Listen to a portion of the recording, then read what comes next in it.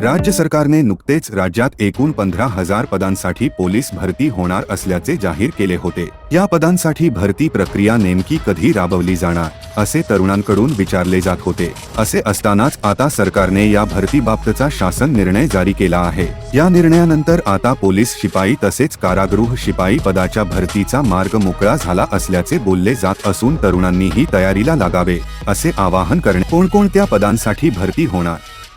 जारी करण्यात आलेल्या आदेशानुसार आता पोलीस शिपाई पदासाठी 12,399 जागांची भरती होणार आहे, तर पोलीस शिपाई चालक पदाच्या एकूण 234 जागा भरल्या जाणार आहे। बँडसमन पदाच्या एकूण 25 जागा भरल्या जाणार आहे, तर सशस्त्र पोलीस शिपाई पदाच्या एकूण 2,393 जागांसाठी ही भरती प्रक्रिया राबवली जाणार आहे। कारागृह शिपाई पदाच्या एकूण 580 जागांसाठी भरती प्रक्रिया राबवली जाणार आहे। लवकरच पोलीस भरती संदर्भातील वेळापत्रक जाहीर केले जाणार असून तरुणांनी नोटिफिकेशनकडे लक्ष ठेवावे। तसेच तरुणांनी भरती प्रक्रियेसाठी आवश्यक असणाऱ्या सर्व कागदपत्रांची व्यवस्था अगोदरच करून ठेवावी असे आवाहन करण्यात आले आहे। अशाच महत्त्वाच्या माहितीसाठी the trading news with Sandeep या YouTube चॅनलला सबस्क्राईब करा।